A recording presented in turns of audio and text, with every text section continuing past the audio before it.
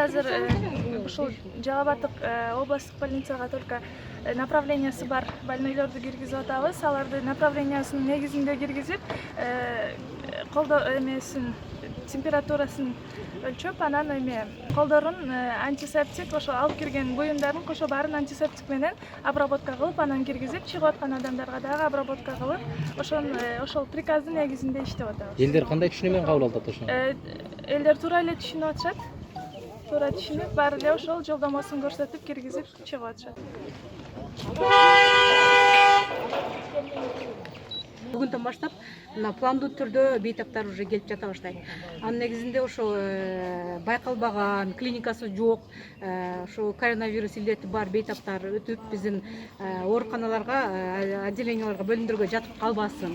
Эгер байкалбаса, ал жерде жатып калган болсо, бөлүмдөгү бардык бейтаптарга жугузулуп, анын эсебинен мындан ары да көбөйүп кетиши мүмкүн. Ошо ооруну мындан ары көбөйтпөө, токтотуп калуу максат. Чындыгында эртең мененден бери аябай көп кичине ызычуулар деле болду. Киребиз деп тополоң салгандар болду.